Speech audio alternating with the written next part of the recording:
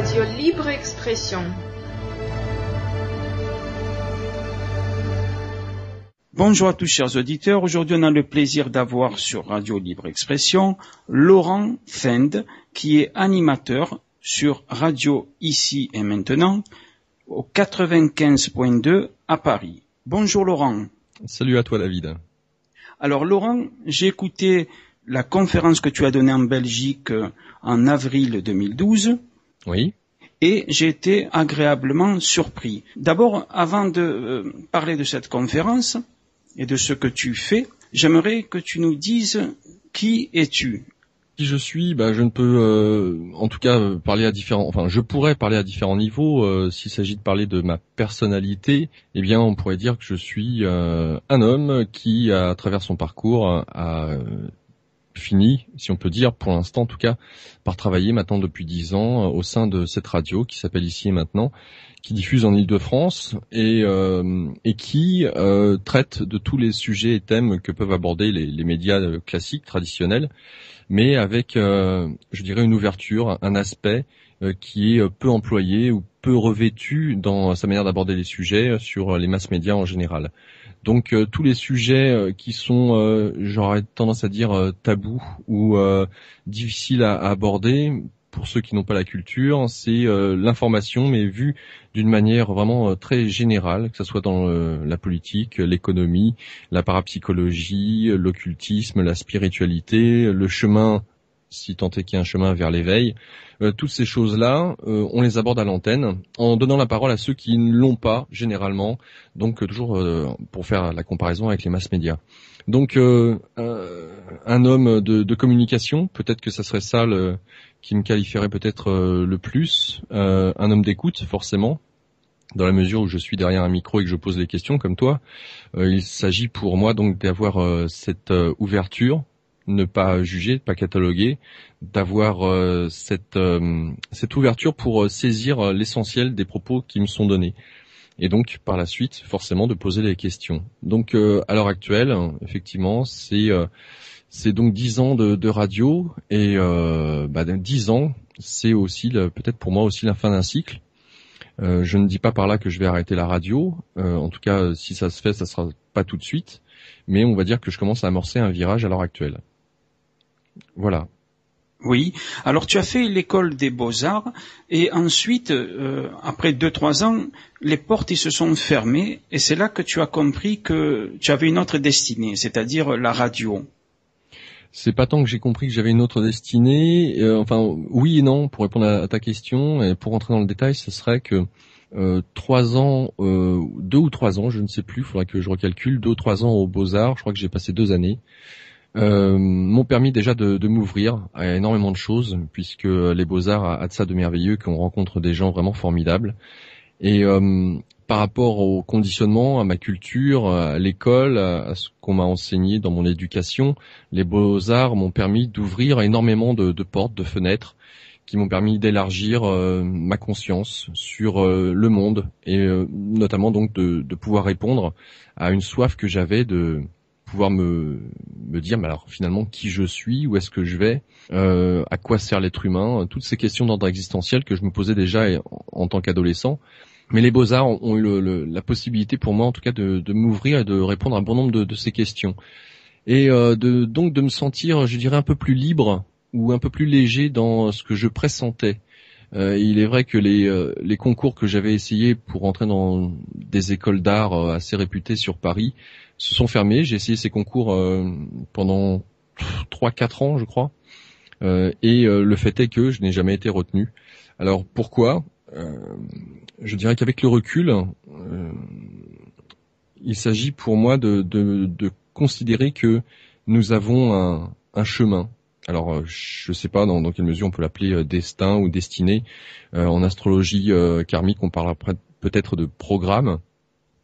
C'est-à-dire que chaque être humain vient sur cette terre pour une raison bien spécifique, répondre à ce que souhaite alors son âme, j'en sais rien, si l'âme existe ou pas, mais en tout cas sa personnalité, ce pourquoi il est fait en s'incarnant sur cette terre. Et lorsque les portes se sont fermées suite à ces concours, je me suis posé la question de savoir si c'était réellement pour moi. Et finalement, les Beaux-Arts ont été ce fameux tremplin vers l'ouverture de conscience dont je parlais à l'instant. Il s'agissait pour moi de m'éveiller à certaines choses, et comme les Beaux-Arts m'ont fermé, enfin les Beaux-Arts, les concours qui donc ne répondaient pas d'une manière favorable à ce que je pouvais faire, je me suis dit tiens, il y a l'armée qui m'appelle, le service national. Et puisque j'avais au sein des Beaux-Arts rencontré un homme, Laurent d'ailleurs, il s'appelait Laurent, il s'appelle toujours d'ailleurs, qui lui avait fini son service national, il était parti durant 24 mois au Sénégal. Et vu que je n'avais jamais voyagé, je me suis dit à cette époque-là que c'était l'occasion justement de quitter le giron familial, de découvrir un petit peu le monde. Et donc je me suis engagé pour 18 mois. C'était donc avec l'armée. Je suis parti en Afrique à Djibouti où je suis resté un peu plus d'un an. Voilà, donc là aussi une expérience de vie. Alors toujours pareil, on peut être anti-militarisme et puis au contraire, comme je l'ai fait, voir la chose comme étant un jeu et de s'amuser. S'amuser à faire la guerre, voilà. Pour moi, c'était l'occasion, en tout cas, d'apprendre à avoir confiance en moi, puisque de ce que j'ai pu constater, c'est que l'éducation inhibe bon nombre de choses chez un enfant, et que la principale problématique pour moi, à l'heure actuelle, à notre époque, c'est la confiance en soi. Enfin, ça va bien plus que cela. J'emploie ce terme parce que ça parle à tout le monde, mais en tout cas, ça m'a permis de prendre conscience que moi, Laurent, ma personnalité avait des dons, avait des talents. Pouvait faire des choses que jamais je n'aurais imaginé pouvoir faire, parce que quand j'étais gamin on me disait non, ça c'est pas possible, non tu peux pas faire ça, t'es trop mauvais, ou ce genre de choses. Mais je dis ça, c'est pas tant vis-à-vis des parents, c'est vis-à-vis du système éducatif, vis-à-vis des rencontres, ce genre de choses. Donc de voir en tout cas à quel point on est modelé lorsqu'on est enfant, limité progressivement, et que l'armée m'a permis de découvrir des potentialités qui étaient dormantes, enfouies en moi. Et de découvrir d'autres cultures, un autre pays, un autre climat.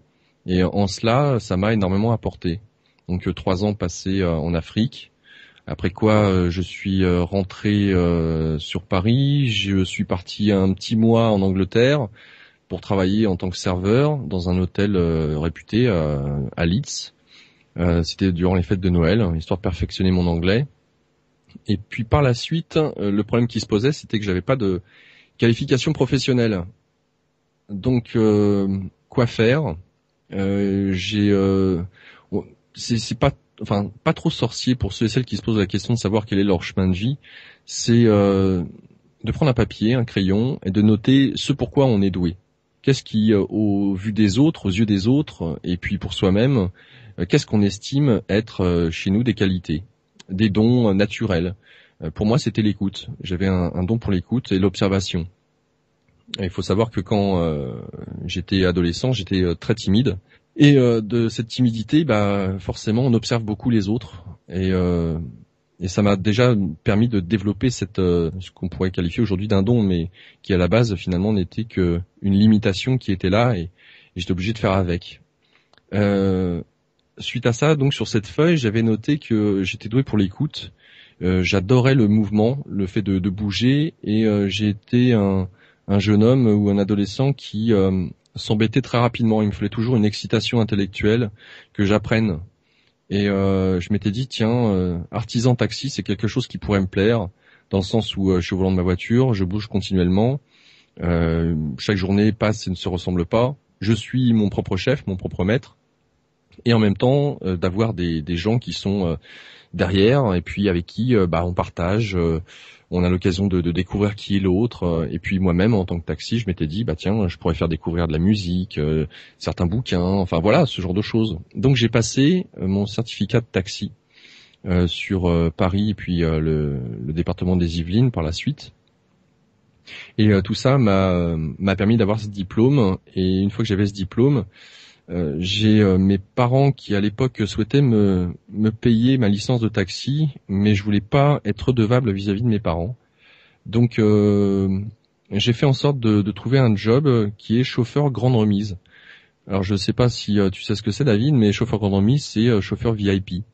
Donc j'avais limousine ou Mercedes, je travaillais pour une entreprise, et puis j'allais chercher des VIP, hommes d'affaires ou artistes, dans les aéroports, les grands hôtels parisiens, puis je les emmenais là où ils le souhaitaient.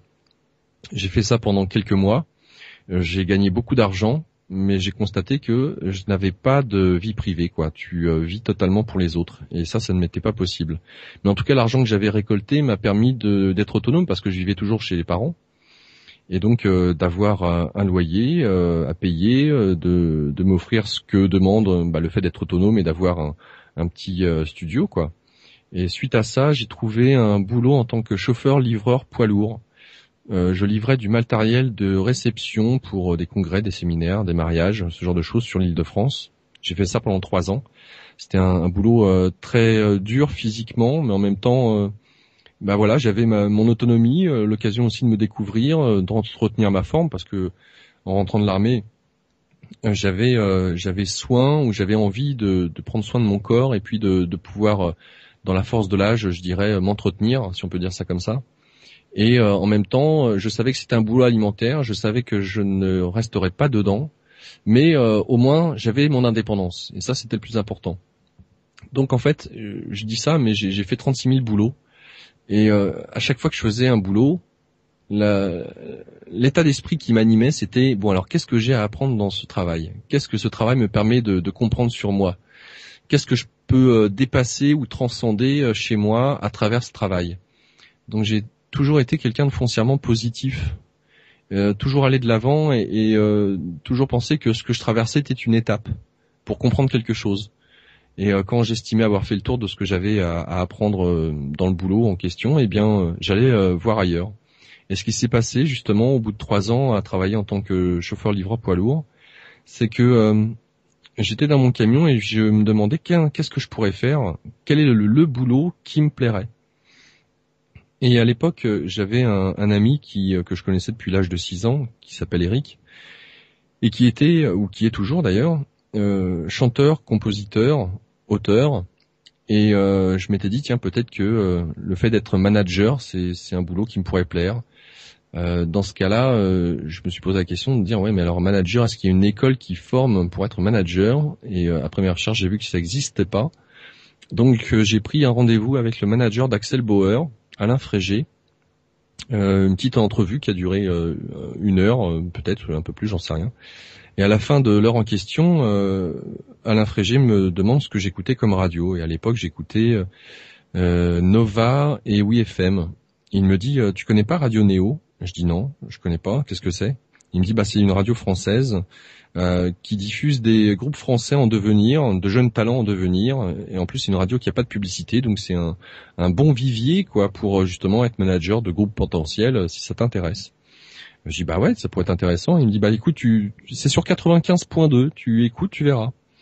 Et donc l'interview se termine, je rentre dans ma voiture, je mets 95.2 et qu'est-ce que j'entends à la radio ? J'entends parler de chakra, d'énergie. Je me dis mais qu'est-ce que c'est que cette radio ? Je suis censé écouter de la musique et là j'entends parler de chakra, d'énergie et tous ces sujets-là justement, c'est les sujets qui m'intéressaient depuis que je suis gamin. Donc je pensais pas que on pouvait vivre de ce genre de savoir. On fait des études pour on va dire engranger un certain savoir et puis après avoir un poste, un travail. Mais à l'époque, mon époque en tout cas, à part le fait d'être psychologue. Et la psychologie m'emmerdait beaucoup dans le sens où il fallait lire des livres de gens, de penseurs. Et alors, ça manque peut-être de modestie pour quelqu'un qui était timide, mais j'estimais que il ne m'était pas nécessaire de faire de longues études pour finalement savoir ce que je savais déjà. J'avais pas besoin d'apprendre à travers les autres et puis emmagasiner du savoir pour ça m'intéressait pas du tout. Donc c'est pour ça que j'ai pas fait d'études de psychologie à la fac. Et donc, lorsque j'ai découvert cette radio qui parlait de tous ces sujets, je l'ai écouté pendant 2 semaines. Et ce qui est étonnant avec la radio ici maintenant, c'est que tous les sujets sont abordés. Donc, politique, économie, le social, l'écologie, le phénomène ovni, tout ce qui a trait à la spiritualité, au mysticisme et autres. Et au bout je sais même pas si c'est 1 semaine, quoi, je me suis dit mais voilà, c'est ça que je veux faire, c'est ça. Je veux être animateur radio. Et ce qui est marrant, c'est que quelques mois auparavant, déjà, petit à petit dans ma tête, puisque je faisais un peu la synthèse de mes dons et de mes capacités et de quel métier pourrait être vraiment en correspondance, en résonance avec mes dons, eh bien c'était justement le métier de journaliste, animateur radio. Parler derrière un micro, c'est quelque chose qui me plaisait bien, l'idée me plaisait bien. Et donc comme par hasard, mais le hasard n'existe pas pour moi, je tombe sur cette radio. Et ça a été... Alors comme une évidence, c'est un euphémisme, c'est dès le moment où j'ai découvert tous les aspects de la radio, les émissions, au niveau du plexus solaire, ça a été comme un appel, quelque chose qui rayonnait d'une force et d'une puissance telle que je me suis dit, ouais, c'est ça, je suis fait pour ça et pour cette radio. C'est cette radio et c'est pas une autre radio, c'est cette radio. Donc je me suis fait licencier de mon métier de chauffeur livreur poids lourd, alors que ma boîte ne licenciait pas. Comment j'y suis arrivé, je ne sais pas. Et ça sans même avoir au préalable été voir le directeur de la radio, Didier Deplège. Pour moi, c'était une évidence que je serais pris dans cette radio et j'étais prêt à, si jamais la réponse avait été négative, j'étais prêt à m'asseoir devant la porte d'entrée de la radio et à rester là jusqu'à ce qu'on me dise, bah oui, tiens, viens, on va t'apprendre le métier. Il y avait cette foi inébranlable, j'étais prêt à tout pour pouvoir faire ça. Et donc, ça c'était, il y a donc de cela 10 ans, c'était en 2002. C'était l'été 2002, août 2002 plus exactement. Et donc par la suite, je suis allé frapper à la porte de la radio. J'ai rencontré le directeur. Je lui ai dit, je lui ai parlé un peu de moi, de tout ce que je savais faire, de tout ce que j'avais pu faire, et que je voulais apprendre le métier. Il m'a dit OK. Et donc le lendemain, je suis venu et j'ai commencé comme ça. Ça fait maintenant 10 ans. Alors Laurent, tu as fait une méditation de 10 jours dans un temple bouddhiste en France, et là tu as eu une expérience hors du commun. Explique-nous. Alors hors du commun, je sais pas si, oui, hors du commun, mais peut-être que c'est le genre d'expérience qui peut arriver à tous ceux et celles qui méditent avec une certaine intensité, mais il n'y a pas de règle en fait. Je me suis aperçu que ce que j'avais vécu, d'autres l'ont vécu, comme certains qui ont pratiqué ne l'ont pas vécu. Donc je sais pas en fonction de quoi ça dépend. Je n'en ai aucune idée. Alors effectivement, ce dont tu parles, David, c'est il y a un centre en Bourgogne qui s'appelle un centre Vipassana. Alors pour la petite histoire pour les auditeurs, Vipassana est une pratique de méditation qui a 2500 ans. Elle a été créée par Bouddha Gautama Siddhartha, le Bouddha. Et ce dernier, donc il y a 2500 ans, l'a enseigné à travers toute l'Asie. Et quand je dis toute l'Asie, il n'a pas parcouru l'Asie, il l'a enseigné en Inde. Et puis certaines personnes à l'époque y ont suivi cet enseignement et cette pratique de la méditation, sont arrivées à l'éveil et ont été à travers toute l'Asie pour divulguer, si je puis dire, cette pratique qui permettait d'atteindre l'illumination. Et ce qui a donné justement naissance au bouddhisme, que ce soit en Chine, au Japon, en Birmanie, en Thaïlande, enfin tous les pays d'Asie d'une manière générale, sont issus dans leur pratique de cette méditation vipassana. Et puis par la suite, bien entendu, il y a eu des variantes. Chaque enseignant y a mis ou rajouté ou enlevé certains éléments, sauf à un endroit. La pratique a été maintenue dans son état originel en Birmanie. Et donc l'enseignement s'est divulgué par la suite, est revenu en Inde et par là même s'est diffusé à travers le monde. Donc il y a des centres Vipassana un petit peu partout dans le monde à l'heure actuelle. Alors ce qui est aussi intéressant, c'est que pour moi, la méditation est quelque chose de tellement ou était quelque chose de tellement important à l'époque que il était évident que pour moi, il n'y avait pas besoin de payer pour ça. Si un outil nous permettait d'avoir, entre guillemets, à atteindre l'éveil, je ne comprenais pas pourquoi il fallait payer pour ça. Ça, c'était quelque chose qui me choquait énormément. Il y avait toutes sortes de pratiques de méditation, mais il fallait payer, et moi, c'était pas possible. Faut dire aussi à l'époque que j'avais peu de moyens, donc c'est assez rédhibitoire.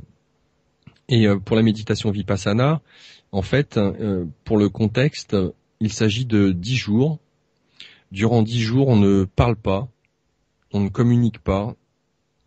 Il ne s'agit même pas de communiquer par les gestes ou autres. Il s'agit vraiment d'être un moine ou une nonne, parce que les hommes sont séparés des femmes. Et durant ces 10 jours où on ne parle pas, si ce n'est à l'enseignant lorsqu'on a des questions à lui poser, on apprend une technique. Il ne s'agit pas d'enseignement théorique ou de savoir, il s'agit d'une pratique, d'une technique. Donc qu'importe la religion, on ne parle pas de religion, on parle d'une technique. J'insiste bien parce que c'est important. J'ai pu constater lors de mes différentes retraites au centre Vipassana qu'il y a toutes sortes d'obédiences religieuses qui vont apprendre cette pratique. Donc Bouddha avait enseigné cette pratique et cette pratique, de par son détenteur à l'heure actuelle, qui s'appelle S.N. Goenka, qui est un Indien, eh bien la pratique est restée immuable depuis 2500 ans. Et donc ces 10 jours, chaque jour on apprend un peu plus un élément de la pratique. Et au bout des 10 jours, on a toute la pratique dans son ensemble. Et je m'étais dit, ben voilà, en fait, je ne comprenais pas pourquoi la méditation était si importante. Moi qui m'intéressais déjà à l'époque de toute cette quête spirituelle, de ce chemin vers l'éveil, ce qu'on appelait l'éveil, je ne comprenais pas pourquoi la méditation était si importante.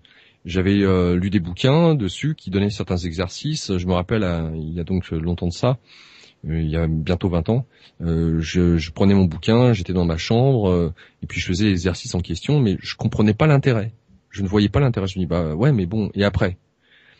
Et donc, d'avoir à m'immerger durant 10 jours à faire cette pratique, je m'étais dit, si jamais cette pratique sert à quelque chose, je vais en avoir le cœur net au bout des 10 jours. Et donc, je me suis investi totalement dans les exercices qui étaient demandés de faire pour voir, pour constater si cela marchait, s'il y avait un résultat au bout, si je puis dire. Et alors, ce qui est intéressant aussi de noter pour les auditeurs, c'est que quand j'y suis allé, je m'étais pas renseigné sur cette méditation. En fait, c'est une amie qui voyageait beaucoup à l'époque et qui était revenue d'Inde en me disant, tiens Laurent, j'ai découvert cette méditation, ça devrait t'intéresser, parce que de surcroît, à la fin des 10 jours, on donne une somme financière, mais qui est la somme que l'on veut. Et à l'arrière, quand je dis on donne une somme financière, ça peut être rien du tout. C'est en fonction de son porte-monnaie, c'est en fonction de si on estime avoir reçu quelque chose de cet enseignement ou pas. Donc chacun donne ce qu'il veut. Donation. Et ça, j'aimais beaucoup. Donc j'y suis allé, mais sans avoir fait les recherches au préalable de qu'est-ce que cette méditation Vipassana. Et quand je raconte aux auditeurs l'histoire que cette méditation, cette pratique vient de Siddhartha Gautama Bouddha, je ne le savais pas à ce moment-là.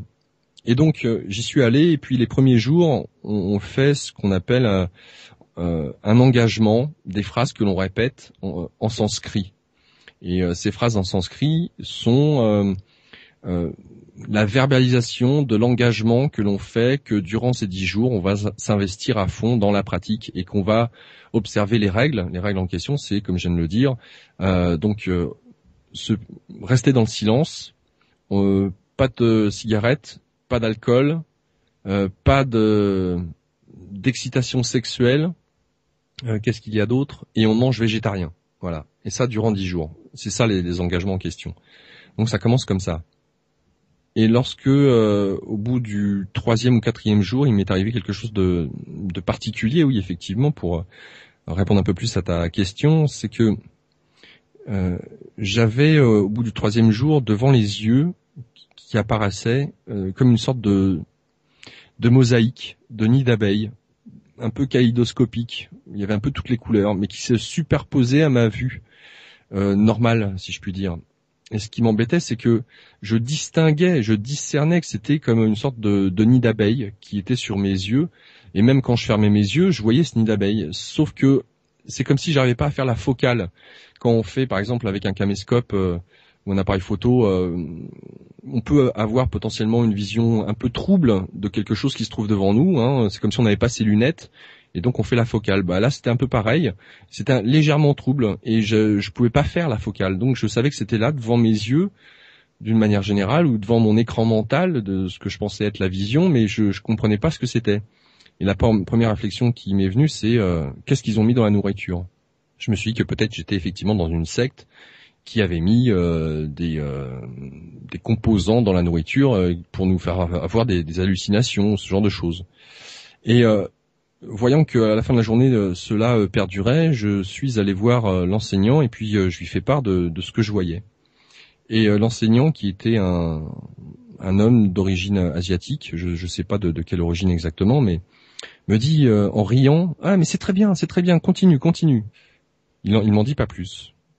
Et le lendemain, il est arrivé quelque chose de particulier. Alors, faut savoir que, élément aussi que je n'ai pas donné aux auditeurs, durant ces 10 jours, on médite 9 à 10 heures par jour. 9 à 10 heures par jour assis sur un coussin ou des coussins. Donc, on est réveillé à 4 heures du matin. Et à 4 heures du matin, on doit se lever pour aller méditer durant 2 heures dans le hall de méditation. Et durant ce moment-là, c'est pas tant que c'est ce moment-là, mais on est réveillé par un gong le matin, donc à 4 heures. Et lorsque je suis dans mon lit et j'entends le gong, là, il y a une pensée qui me traverse l'esprit. Et cette pensée, c'est « Ah non, pas encore ». Et au moment où j'ai cette pensée, tout mon corps est comme parcouru par un courant électrique, mais comme si j'avais mis les doigts dans une prise de 220 volts. Et alors que j'avais commencé avec cette phrase et que j'allais geindre, si je puis dire, dans ma tête, eh bien le fait d'avoir eu juste cette pensée qui me traverse, « Ah non, pas encore », il y a ce courant électrique qui me parcourt, et pour arrêter ce courant électrique, tellement il était insupportable, j'ai arrêté de penser. Et dès le moment où je commençais à penser, j'avais à nouveau ce courant électrique qui se mettait en branle. Et ce courant électrique était tellement intense que j'arrêtais de penser. Donc, à partir de là, j'ai commencé à ne plus penser. Et qu'est-ce qui s'est passé en ne pensant plus ? Je me suis aperçu que j'étais donc dans l'instant présent. Et dans l'instant présent, je prenais conscience de ce qui traversait mon corps comme ressenti. J'avais d'autant plus conscience de mes mouvements, de mes pieds sur le sol. Lorsque je mangeais mon repas, j'avais le goût des aliments qui était décuplé.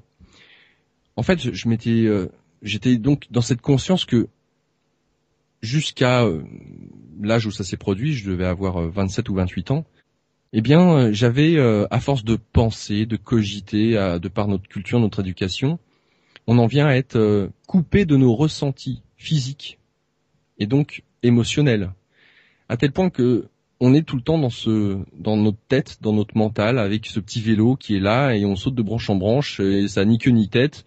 Et c'est vraiment pour donner l'image de ces gens qu'on rencontre parfois dans la rue qui se parlent à eux-mêmes à voix haute. C'est pareil pour nous tous, sauf que au lieu de parler à voix haute, c'est dans notre tête. Mais c'est exactement la même chose. On a ce même discours avec soi-même dans notre tête, à tel point qu'on fait pas attention à ce qui se passe autour de nous. On n'est pas ici et maintenant dans l'instant présent. Et donc j'ai compris une chose à travers cette expérience, c'est que chez l'être humain, il y a d'abord une pensée. La pensée génère une émotion qui se traduit dans le corps physique par des ressentis.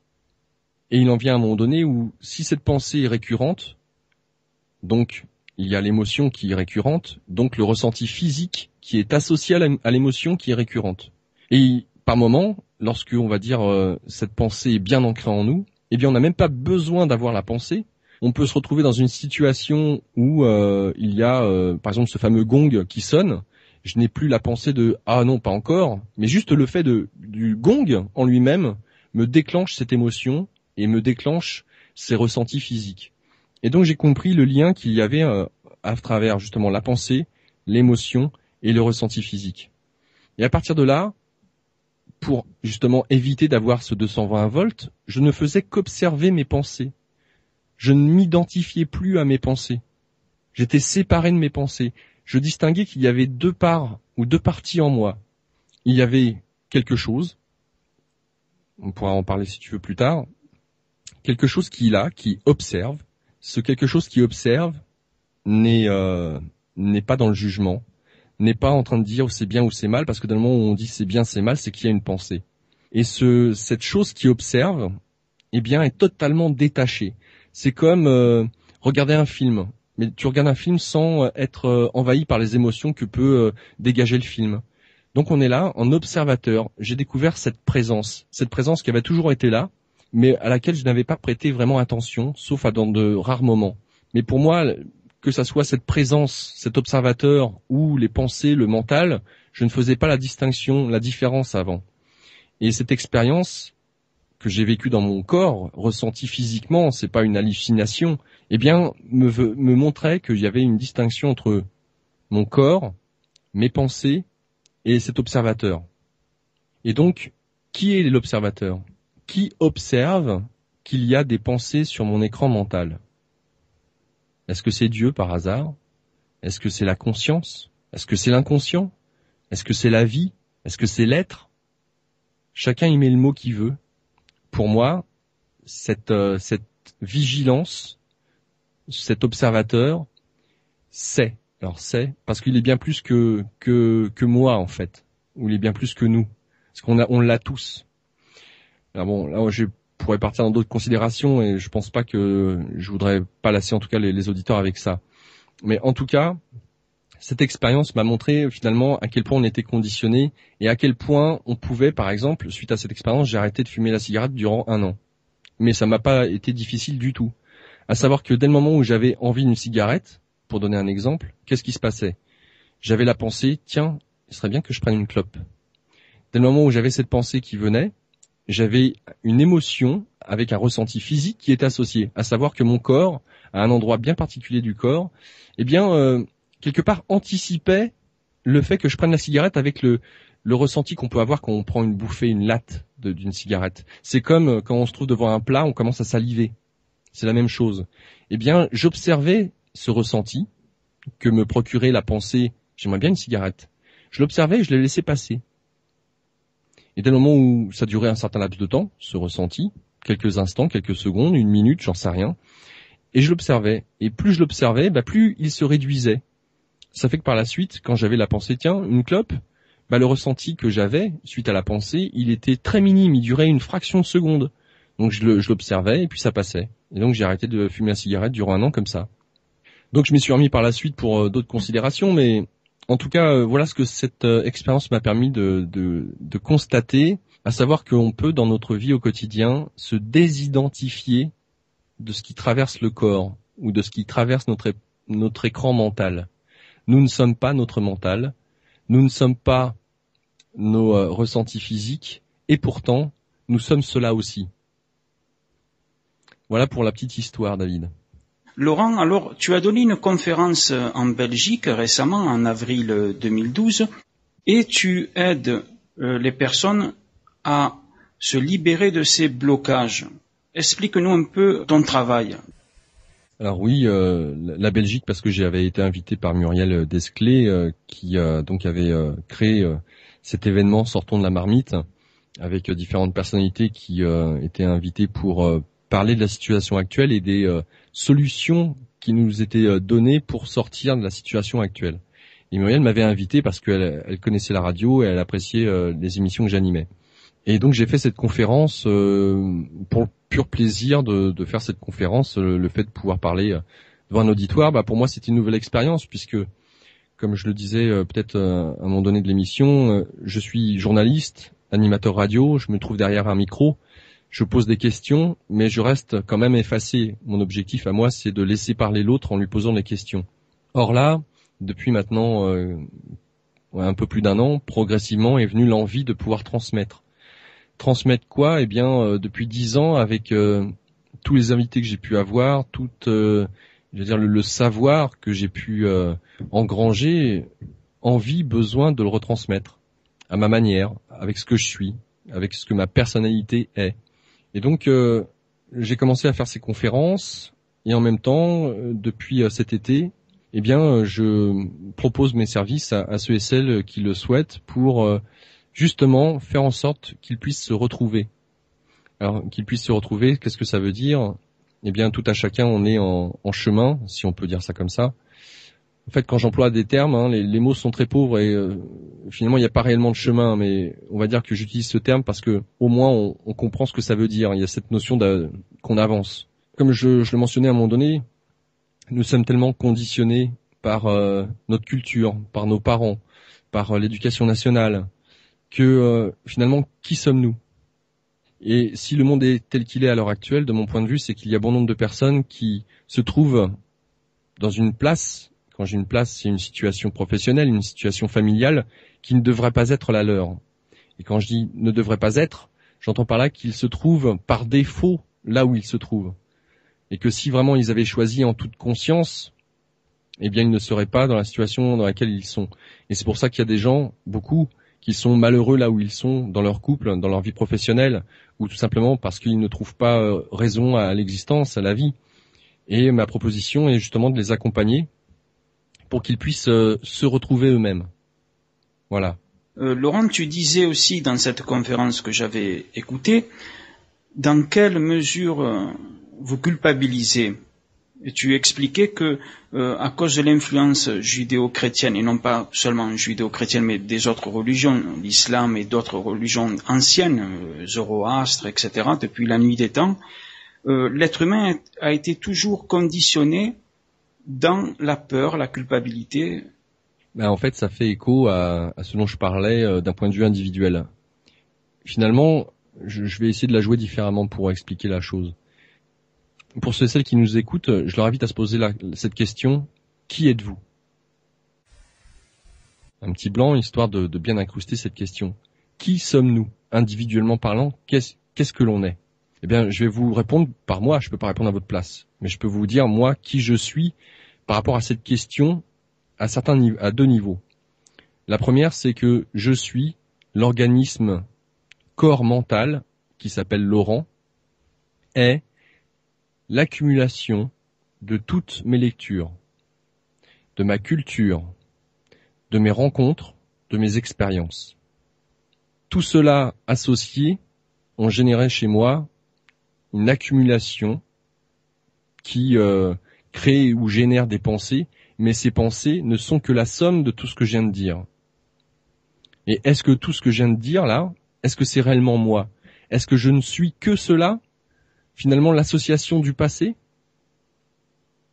Il y a une chanson de Jean-Jacques Goldman qui, alors vous m'excuserez pour la prononciation, hein, si j'étais né à Lagenstedt durant la Deuxième Guerre mondiale, là, où finalement, vu que Jean-Jacques Goldman est juif, il pose cette question: si il était né en Allemagne, est-ce qu'il aurait été nazi? Est-ce qu'il aurait été soldat? Est-ce qu'il aurait fait cette guerre? On pourrait penser qu'il y a de grandes chances que oui. Parce que c'est notre culture, c'est l'endroit où nous naissons qui nous conditionne, qui nous crée cet amalgame de savoir. Et les pensées que nous avons ne sont issues que de cette accumulation de savoir. C'est-à-dire que le Laurent que je suis aujourd'hui croit être ou croit exister, cet organisme mental, corps, physique, là, cette personnalité, ce mental, cet ego, croit être, croit exister, croit avoir une contenance, alors que si je regarde bien, je ne suis que l'accumulation de tout mon passé. Mais ce n'est pas ce que je suis en essence. En essence, je suis quoi? Je suis cette présence dont je parlais tout à l'heure. Je suis cet observateur. Et chacun lui donne le nom qu'on veut. Et c'est pour ça que quand finalement on parle et je crois qu'à l'heure actuelle on n'a jamais entendu parler autant, du communautarisme. Et le communautarisme, c'est quoi? C'est bien d'un côté il y a les juifs, de l'autre côté il y a les chrétiens, de l'autre côté il y a les musulmans, il y a les blacks, les blancs, les beurs, les riches, les pauvres, les grands, les petits, les maigres, les gros, bref, on rentre à chaque fois dans la division. Moi, ce qui m'intéresse, c'est ce qui nous relie les uns les autres. Et nous ne sommes pas séparés. En fait, la division est une illusion de l'ego qui croit que justement, il existe. Je rappelle que l'ego, c'est l'accumulation de notre passé. Et ce passé croit qu'il existe, là, dans l'ici et maintenant, et qu'il a le contrôle sur son présent et qu'il a le contrôle sur le futur. Et ce n'est pas ce que je crois aujourd'hui. Ce n'est pas ce que je pense. Je pense qu'on ne contrôle rien et qu'on a finalement pas ou peu de marge de manœuvre sur notre destin. Ce que je veux dire par là, c'est que je mentionnais au début de l'interview qu'on a, à mon sens, un programme. On vient pour réaliser ou être plutôt quelqu'un ou quelque chose. C'est comme si finalement l'organisme corps mental Laurent, ma personnalité, mon ego, est sur cette terre pour être quelque chose ou faire quelque chose, pour réaliser quelque chose, pour avoir un programme de vie. La question qui va se poser sous-jacente, c'est: est-ce que je laisse faire ce que la vie veut pour l'organisme corps mental Laurent, ou alors est-ce que l'organisme corps mental Laurent va vouloir contrôler, entre guillemets, ce qu'il croit être sa vie? Mais qu'est-ce que j'ai contrôlé jusqu'à maintenant de ma vie? Tu pourrais me dire, David, bah oui, mais t'as choisi d'aller à la radio. Je dis non, je n'ai pas choisi d'aller à la radio. Comme je le disais tout à l'heure, ça a été un appel. C'est comme si on avait frappé à ma porte. On m'a dit, bon, bah, c'est par là que tu dois aller. Pour moi, c'était une évidence. Je n'ai pas choisi. Est-ce que j'ai choisi de partir en Afrique? Non, je n'ai pas choisi de partir en Afrique. Je dis, bon, bah, qu'est-ce que je peux faire maintenant? Bah, tiens, voyager, ça peut être quelque chose de sympa. Est-ce que j'ai choisi de voyager? J'avais en tout cas l'obligation de faire mon service national. Est-ce que je le faisais entre quatre murs dans la région parisienne ou est-ce que j'allais voir du pays à l'extérieur? J'avais soif de grands espaces, soif de découvrir des choses. Mais est-ce que c'est un choix, ça? Quand on a soif de quelque chose, c'est comme si c'était une nécessité. C'est-à-dire que si, par exemple, il ne m'avait pas été possible d'être dans cette radio, comme je disais tout à l'heure, j'étais prêt à être sur le palier de la porte d'entrée de cette radio et à rester, je caricature, hein, je ne sais pas si ça aurait été le cas, hein, c'est le passé maintenant, mais j'aurais été prêt à rester sur le palier de la porte jusqu'à ce qu'on me dise, bah tiens, vas-y, rentre et ok, on va te former. Pour moi, il y avait cette urgence. Pour moi, c'était vital. C'était une question de vie ou de mort. C'était un appel intérieur. Et cet appel intérieur, il vient d'où? Est-ce que c'est mon choix conscient de ma personnalité, de mon ego qui a choisi, ou est-ce que c'est quelque chose de plus profond qui me dépasse, justement, qui est transcendant à ma personnalité? Et c'est ça que je mets en avant, c'est que c'est pas moi qui fais les choix. On a l'illusion du choix, de mon point de vue. On croit qu'on a le choix. En fait, ce que j'ai pu constater, c'est que à travers mes expériences, j'imagine que pour toi comme pour les auditeurs, tout le monde voit ce sigle ou ce signe ou ce symbole du Tao, le yin et le yang, ce rond avec ces deux vagues, l'une imbriquée l'une dans l'autre avec une graine de chaque couleur dans son opposé. Qu'est-ce que veut dire le Tao? Ça veut dire le chemin, la voie. Mais quand on regarde le symbole est censé représenter l'un, l'unité, le tout. Or, quand on regarde ce symbole, il y a d'un côté le blanc, de l'autre côté le noir. Avec une graine, un germe du blanc dans le noir et un germe du noir dans le blanc. C'est-à-dire que l'un n'existe que par rapport à l'autre. Et que tout cela fait le tout, le un, l'unité. Or, quand on regarde autour de nous, on se dit, bah, nous sommes dans un monde duel. D'accord. Donc, ce monde duel qui nous entoure, dont nous sommes partie intégrante, c'est le un, c'est le tout. La division n'est qu'illusoire. Ce qui est intéressant aussi que j'ai pu constater, c'est que l'extérieur, à l'extérieur de moi, qu'est-ce qu'il y a à l'extérieur, n'est que le reflet de mon intériorité. C'est, de ce que j'ai pu constater, par exemple, pour donner une image, tout est symbolique. Absolument tout. Un symbole, c'est quoi? C'est ce qui nous relie les uns aux autres. Je donne une image pour les auditeurs. Il est facile de constater ce qu'est, par exemple, un symbole phallique. Un symbole phallique, ça sera quelque chose qui est dressé. Une tour, un arbre, un planche d'halogène. Voilà, tout ce qui a trait donc avec cette forme oblongue. Bon, ça sera un symbole phallique. Et à l'opposé, on aura un symbole de réceptivité avec tout ce qui est prêt à accueillir quelque chose, qui est réceptif, à l'image du yin et du yang, le blanc et le noir.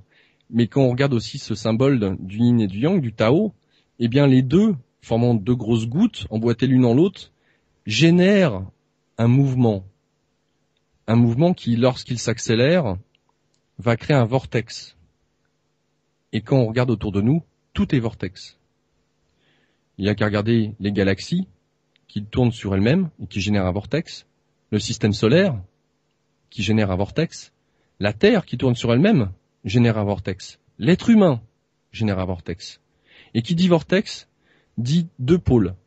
On en revient encore une fois à cette illusion de la dualité, à savoir un pôle positif et un pôle négatif.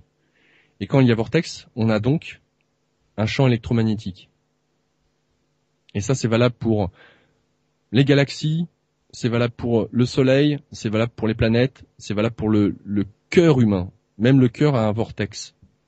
Tout ça pour dire quoi? C'est que tous les opposés, finalement, on a besoin de ce qui paraît être opposé, parce que l'un fait vivre l'autre.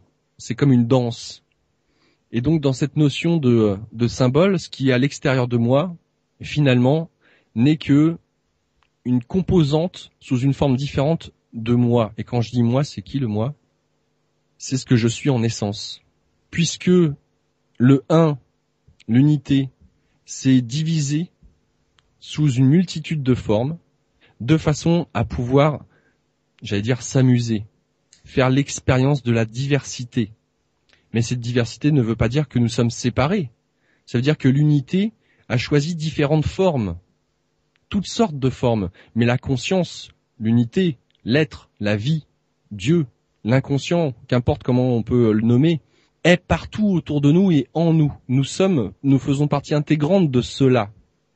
Nous ne sommes pas séparés les uns des autres. C'est une illusion que l'unité a choisi volontairement de faire. Et la division vient de quoi? Vient de l'ego, vient de notre personnalité qui croit contrôler et qui se croit séparé. C'est-à-dire que quand, par exemple, l'être humain regarde la vie, l'univers, ce qui se passe sur Terre, il dit mais mon Dieu, de toute façon, quand on regarde la vie est chaotique. Mais qu'est-ce que le chaos? Si ce n'est ce yin et ce yang. Et ce chaos n'est qu'apparent. Aussi, il fait partie, ce chaos, de l'unité. Donc, si on a cette conception-là, finalement, je suis la conscience qui m'anime, l'observateur qui est là, qui est présent là, et tout autour de moi. J'en arrive de plus en plus souvent à ne plus me sentir séparé de l'extérieur. L'extérieur est une continuité de mon corps. Mon corps, c'est ma personnalité, mon ego, c'est ce qui bouge. Et mon but à moi, et quand je dis mon but à moi, le moi, c'est la conscience qui m'anime, cet observateur. C'est de laisser passer ce que la vie veut pour moi, pour le petit ego, pour ma personnalité, ce pourquoi je suis venu. Si je peux peut-être aussi le reformuler différemment. On aurait le sentiment, quand on regarde avec un esprit étriqué, que nous sommes donc séparés de ce qui est à l'extérieur. On aurait le sentiment que tout ce qui arrive à l'extérieur est le fruit du hasard. Que l'entropie, donc ce chaos, on a le sentiment que l'univers se dirige vers le chaos et on dit mais oui mais la Terre, regardons les êtres humains, les guerres, etc. C'est le chaos partout. Mais le chaos fait partie de cette unité, de cet ensemble. Nous n'en sommes pas séparés, ce n'est qu'une illusion. Alors, de cette constatation, en tout cas c'est la mienne, je ne fais que la partager, après libre à chacun de voir ce qu'il en pense. Si l'unité a généré ce chaos, qui n'est qu'apparence, finalement l'unité a choisi différentes formes, la division en apparence grâce à la richesse ou la diversité des formes.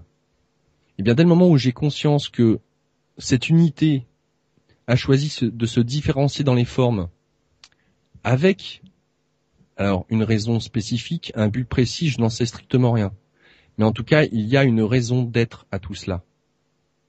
Donc, dès le moment où on accepte qu'il y a une raison d'être à tout ça, ça veut dire qu'on accepte qu'il y ait ces fameuses synchronicités dans nos vies. Ces heureux hasards, comme on dit, voire ces malchances aussi. Parce que ces malchances apparentes ont une raison d'être. Quelle est cette raison? Il ne tient pas à nous, en tout cas peut-être de trouver cette réponse. Ce qui nous est demandé de la part de l'unité, c'est de laisser passer l'expérience, de ne pas l'accrocher. En fait, l'être humain, parce qu'il croit qu'il est divisé et séparé, l'ego, pour être rassuré, parce que l'ego croit qu'il existe en tant que tel, veut cadrer, régir, contrôler. Mais contrôler quoi? Puisque tout fait partie de l'unité, qu'est-ce que l'ego croit pouvoir contrôler? Qu'est-ce que notre personnalité croit pouvoir contrôler? Une question simple que je pose, puisque nous faisons partie de ce grand tout. Dès le moment où il y a peut-être cette petite lumière, cette compréhension que finalement, est-ce que je contrôle quoi que ce soit? On a beau, par exemple, vouloir contrôler, faire au mieux pour qu'on puisse passer des vacances, aller dans un club, n'importe quoi. Finalement, il y a toujours un événement qui va venir se produire et qui n'a pas été prévu. Mais comment il est possible que cet événement soit là, imprévu? Comment c'est possible? Puisque, entre guillemets, apparemment, la personnalité, l'ego, a fait en sorte de minimiser les imprévus, a fait en sorte de contrôler son environnement. Illusion totale que de vouloir contrôler son environnement. Et en fait, la souffrance que nous pouvons ressentir en tant qu'être humain vient d'où? Pour moi, elle vient du fait que l'ego, la personnalité, donc cette accumulation du savoir du passé, pense que ce qui est présentement ne devrait pas exister. Mais l'événement, le fait est de constater qu'il existe. Et plus on accepte que l'événement existe, plus la souffrance est, entre guillemets, amoindrie et est amenée à disparaître. Parce que tout est changement dans la vie. S'il y a quelque chose de permanent, c'est l'impermanence. Tout change. Du fait d'être dans ce monde duel, tout est changement. Tout est mouvement. Ça paraît une évidence. Donc, dès le moment où on accepte la réalité telle qu'elle est, dès le moment où la personnalité, l'ego, l'organisme corps, Laurent, accepte ce qui est, la souffrance, j'allais dire, disparaît. Il y a acceptation, c'est ce qu'on pourrait appeler ou qualifier le lâcher-prise. Il y a acceptation de ce qui est.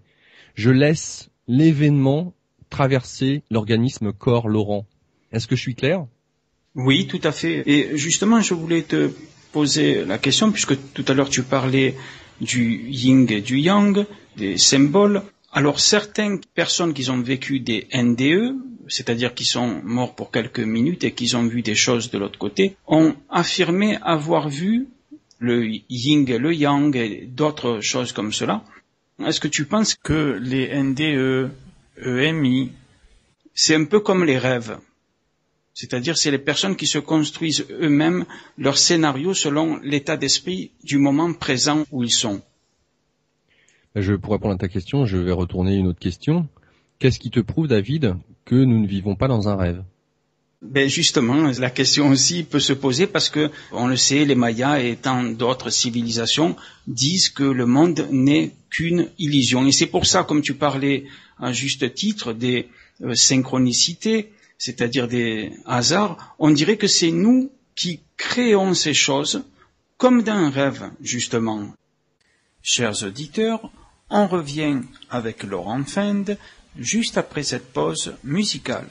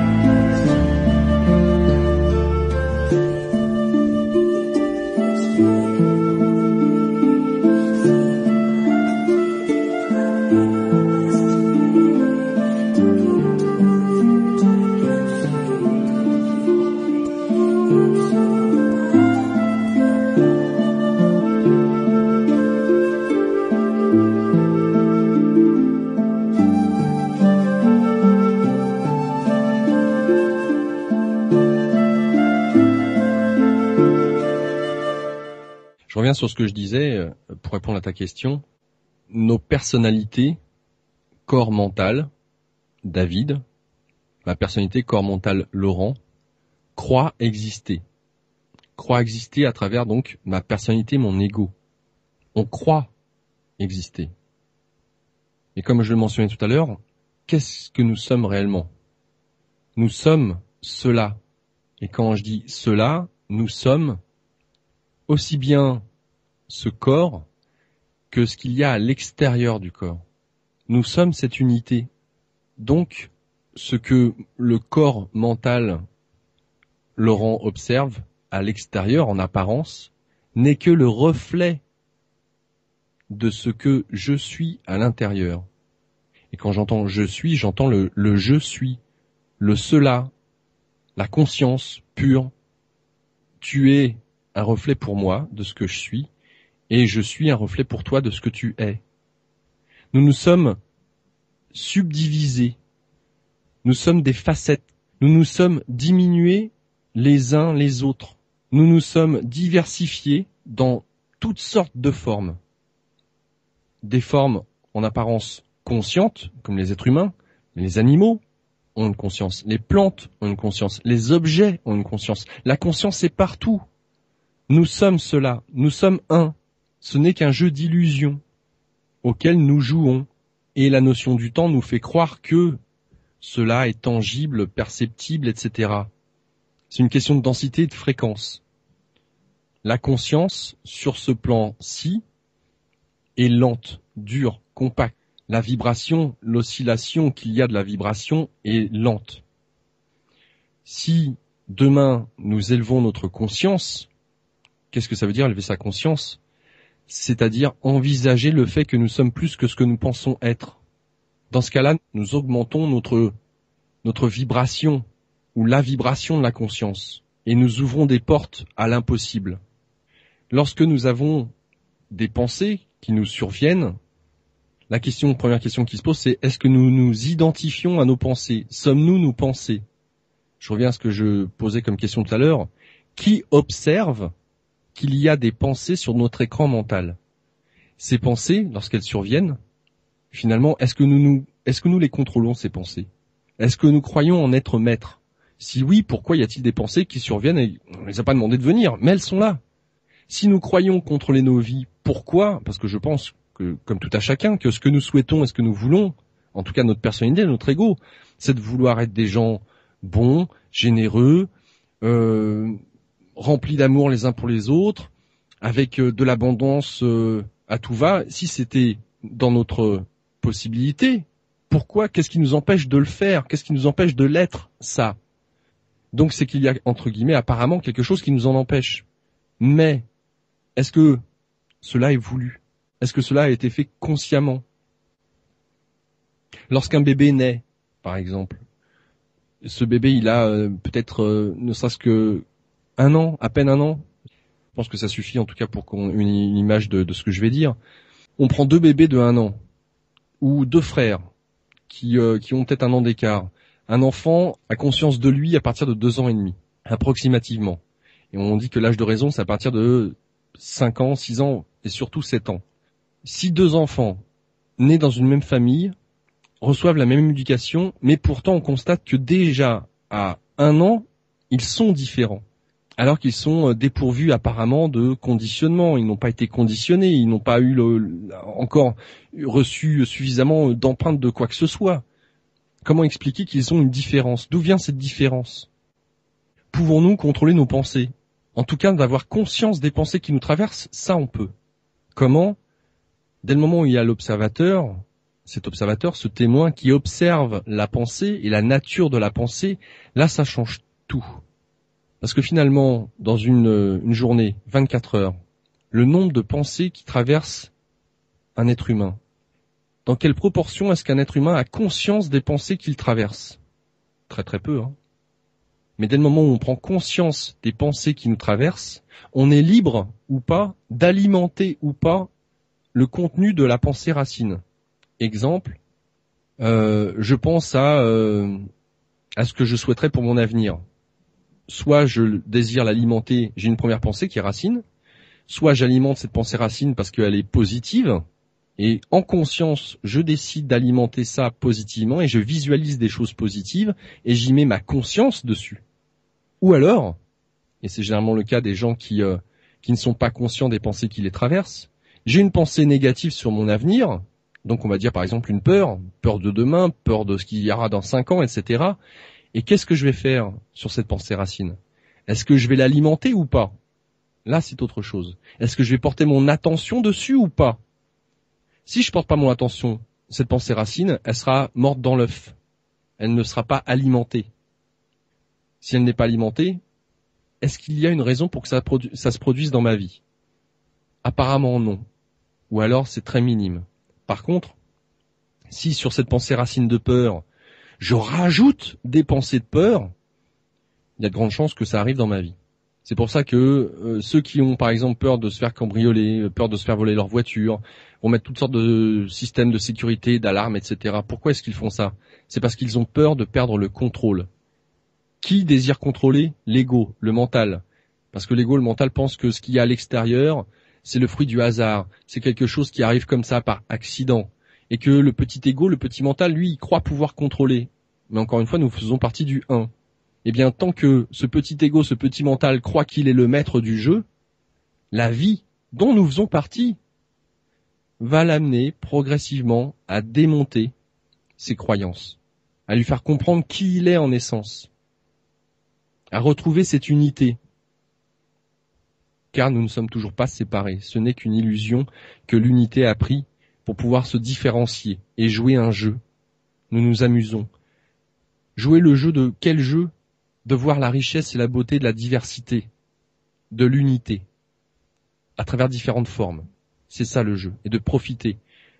Si j'étais l'unité, cette unité indifférenciée, ce un indifférencié, je suis amour, je suis grand, je suis immanence, je suis joie, je suis clarté, toutes les images qu'on pourrait peut-être y associer. Mais je le sais, c'est bien. Et après, qu'est-ce que ça fait que je le sache?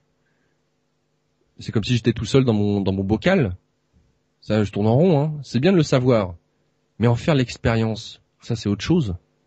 Donc je me subdivise, je crée différentes parties de moi, limitées volontairement, de façon à ce que ces différentes facettes de moi puissent jouer ensemble, imaginer des scénarios ensemble, et expérimenter ce que c'est que le chaud. Mais le chaud ne peut exister que s'il y a le froid derrière.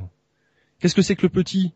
Grâce à ce monde duel, le grand va te permettre de savoir concrètement par l'expérience ce que c'est que d'être petit. Est-ce que tu veux savoir ce que c'est que d'être quelqu'un de bon, de généreux? Eh bien, il faut forcément qu'en face, il y ait quelqu'un de laid et qui ne soit pas généreux, qui soit avide. Tu peux pas faire l'expérience de la générosité si t'as pas quelqu'un en face qui est avide. Et c'est ce que symbolise le yin et le yang, le Tao, avec ce blanc et ce noir, et que l'un a besoin de l'autre pour exister. C'est pour ça que, à la rigueur, ça ne veut pas dire dans ce que je dis d'accepter ce qui se passe dans le monde, ce qu'on pourrait qualifier d'injustice, etc. Bien entendu, le but du jeu, c'est d'être ce pourquoi nous avons... Alors, je vais la reformuler. Le but du jeu serait que nous acceptions d'être ce que ce corps mental, l'organisme, en l'occurrence Laurent, a été conçu, d'accepter d'être ça. Ce pourquoi l'organisme corps mental Laurent a été conçu. Et dès le moment où j'accepte de jouer ce rôle, je précise bien ce rôle, c'est de laisser passer ce que la vie veut à travers moi. Et j'observe, la vie veut à travers moi, je suis la vie. La vie, elle est là, c'est cet observateur, ce témoin, et j'observe juste ce qui passe à travers moi. Je ne retiens rien. Je laisse passer. Ça ne veut pas dire que je dois être insensible. Ça veut dire que j'ai des émotions comme tout le monde, mais je les laisse passer. Je ne les retiens pas parce qu'elles ne m'appartiennent pas. Ce n'est qu'un jeu. C'est comme si, David, on te demandait d'interpréter un rôle au théâtre. T'interprètes ton rôle, tu vas te mettre à pleurer, etc. Mais une fois que le rôle est fini, que la pièce est terminée, tu vas retourner dans la loge et tu vas te marier avec tes copains. Tu ne t'identifies pas au jeu que tu viens de jouer. Ce n'est qu'un rôle. Tu joues le jeu, mais tu retiens rien. Tu laisses passer, tu acceptes de ne rien contrôler. En fait, c'est ça le plus dur. C'est d'accepter de ne rien vouloir contrôler. Parce que dès le moment où on accepte de ne plus vouloir contrôler, ça veut dire que l'ego meurt. Et quand je dis meurt, c'est qu'une apparence, parce que l'ego, on en a besoin. On en a besoin parce que lorsque tu as, par exemple, un certain maître spirituel éveillé, quand tu les appelles, alors qu'ils soient en Inde ou ailleurs, j'ai reçu il y a quelques semaines André Moreau, qui est un philosophe québécois. Pour moi, cet homme-là est éveillé. Mais pourtant, quand je l'appelle, André, il répond à son prénom. Et heureusement qu'il répond à son prénom. Donc l'ego, il se trouve toujours là. Seulement l'ego accepte de ne rien contrôler. Il est juste là, l'ego, donc la personnalité, le cumul des lectures, des expériences, des rencontres, de la culture, de l'éducation, tout ça. C'est ça l'ego, c'est ça. Ce n'est que ça. Et dès le moment où on accepte que ce petit ego qui est toute l'accumulation du passé n'est rien et n'est pas l'auteur, n'est que le rôle. En fait, c'est ça. Ce n'est qu'un rôle qu'on endosse. Et le but du jeu, c'est d'observer ce qui traverse le rôle, ce qui traverse cette personnalité. Mais de jouer le rôle en question.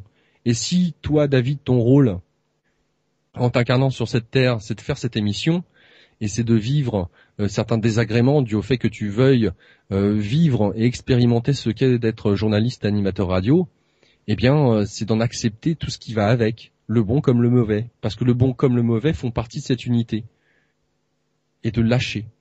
Ça te traverse, hop, terminé.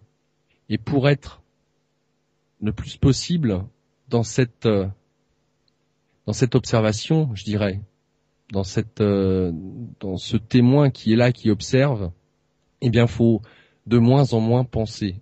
Et quand je dis de moins en moins penser, j'entends par là juste de se servir des pensées de mon ego pour faire ce que j'ai à faire, organiser ma journée, préparer mes rendez-vous, préparer mes interviews, gérer mon temps, aller faire mes courses, ce genre de choses, savoir conduire ma voiture, mais basta. Le reste, celui qui est aux commandes, le réel, c'est la vie, l'être, la conscience, Dieu en nous. Et à l'extérieur de nous.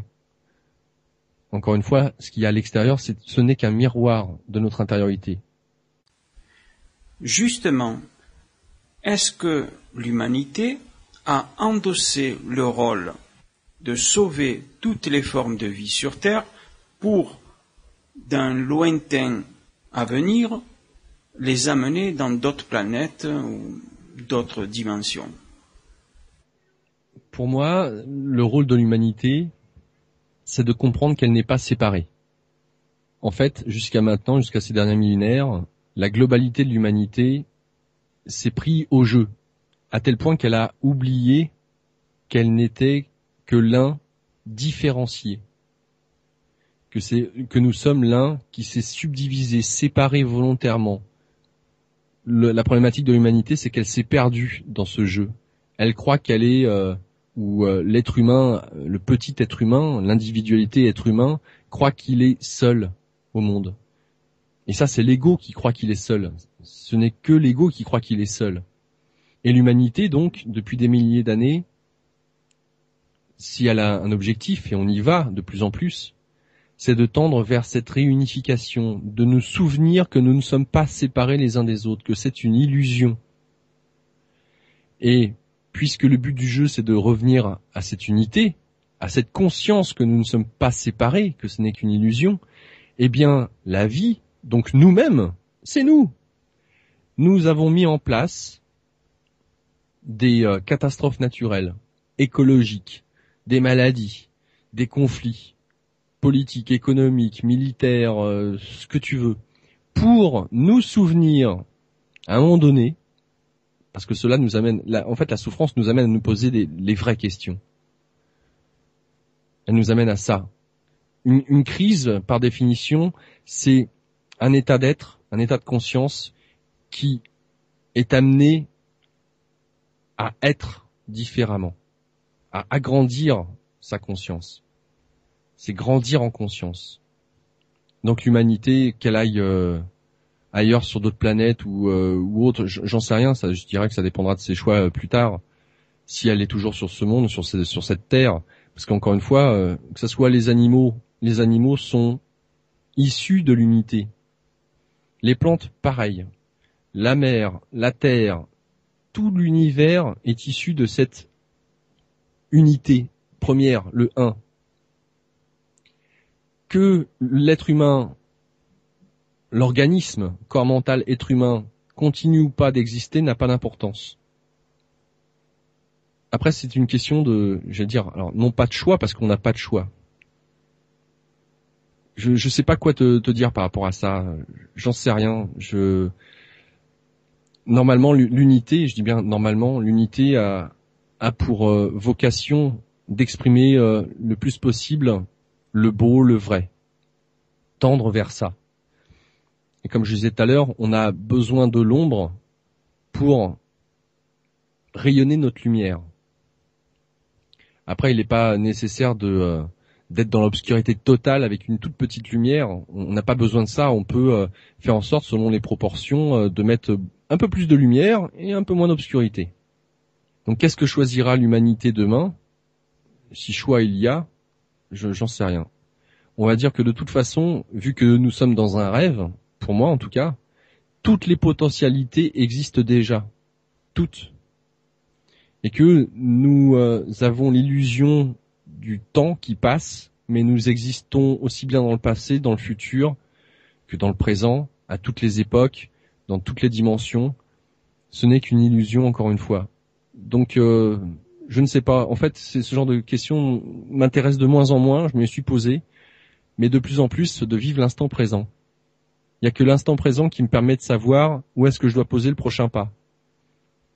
Et ce qui me permet de savoir où est-ce que je dois poser le prochain pas, c'est en faisant le silence en moi et en étant à l'écoute de ce que la vie veut que je fasse pour elle.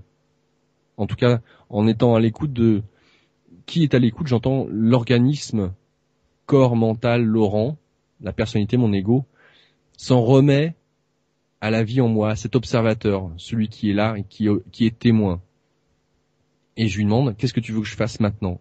C'est toi qui es aux commandes.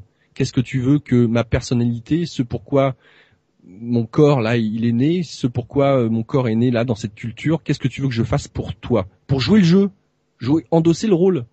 Mais je n'ai pas de consistance en tant que tel. Je ne suis jamais né, je suis jamais mort d'une manière générale.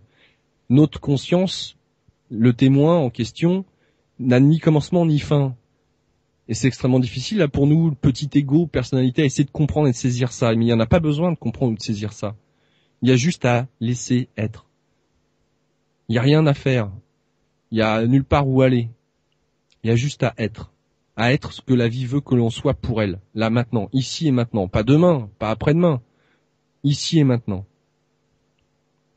Et c'est pour ça que j'ai été confronté à la mort plusieurs fois.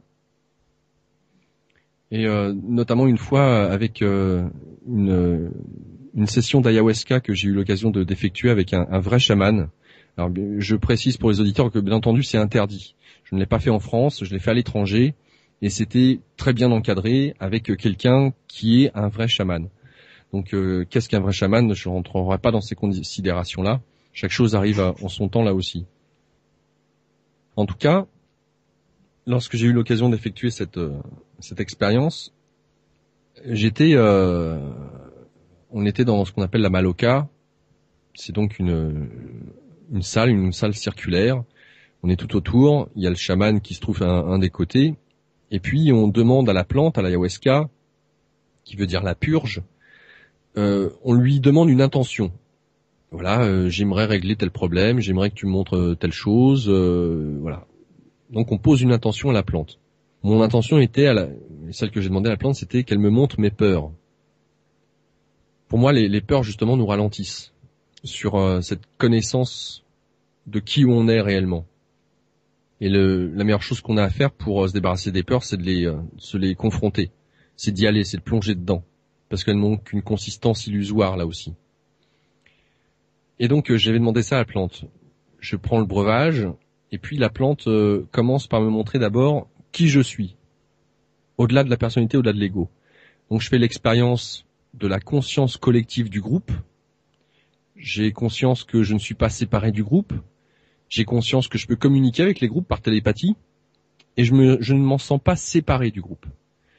Et je me fais cette réflexion, waouh, je suis cela, ah c'est extraordinaire. Mais c'est bizarre quand même, je demande à la plante qu'elle me montre mes peurs, et elle me montre ce qu'il y a de merveilleux. Alors c'est super, c'est sympa, merci la plante, mais concrètement mes peurs elles sont où? Elle m'y a emmené. Comment? Eh bien, je vais donner une image. C'est comme si, je sais pas si les auditeurs ont vu Un jour sans fin, que je recommande, qui est un film extraordinaire, qui se fait appeler aussi Le jour de la marmotte, hautement symbolique, qui retrace exactement le cheminement de l'être humain, de ce à quoi il serait amené à être en fait. C'est d'expérimenter toutes les possibilités toutes les possibilités à travers justement, là pour le coup, je ne sais plus comment s'appelle l'acteur qui est génial et qui est Bill Murray. Bill Murray, exactement. En fait, le fait que Bill soit amené chaque jour à refaire exactement les mêmes rencontres, les mêmes scénarios et qu'il a le sentiment d'être totalement enfermé dans cette boucle temporelle, c'était le sentiment que j'avais. Et c'était horrible parce que j'avais le sentiment qu'il n'y avait pas d'échappatoire. Et pour donner une autre image, c'est comme si j'étais au fond d'un puits obscur et j'avais le sentiment que les mêmes images se revenaient, que les mêmes bruits revenaient et que ça durait une éternité. Mais une éternité, et l'éternité c'est long, hein. Et je me disais mais je vais devenir fou, faut que je sorte de là. Et pour sortir de là, je réfléchissais, je pensais aux solutions. Alors j'essayais de me raccrocher à des petites phrases qu'on peut lire dans les bouquins de spiritualité, etc. Et je n'y arrivais pas. Et à un moment donné, là aussi, j'étais tellement fatigué de cogiter, de penser, à trouver des solutions que je me suis affalé littéralement sur mon duvet et j'ai arrêté de penser. Et encore une fois, à l'image de la méditation dont j'avais parlé tout à l'heure, eh bien là, le fait d'arrêter de penser, la porte de sortie se trouvait là. Arrête de penser.